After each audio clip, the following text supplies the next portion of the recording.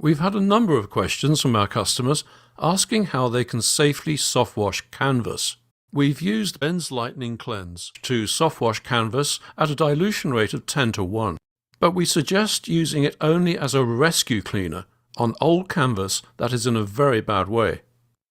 You need to be very careful with canvas because the chemical cleaner could change the colour. A small unseen test patch will tell you if the material would be safe to treat.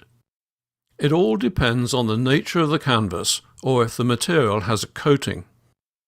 If it has a coating, then it will probably be okay to treat.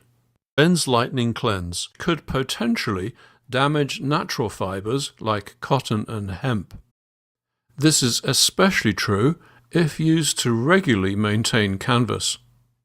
Over time, the stitching and canvas fibres may start degrading.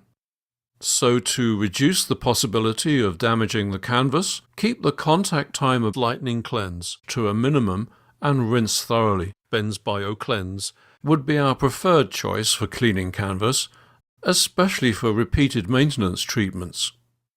You may need to look at spraying the canvas with a waterproofing agent following cleaning. These waterproofing agents are often added during manufacture, and frequent cleaning can mean they wear off over time. Ben's Bio Cleanze will take a longer time than Lightning Cleanze to work. Either spray it on and then let natural weathering clean the canvas, or give it a light pressure wash after a few days.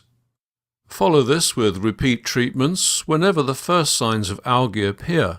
This will keep the canvas permanently clean.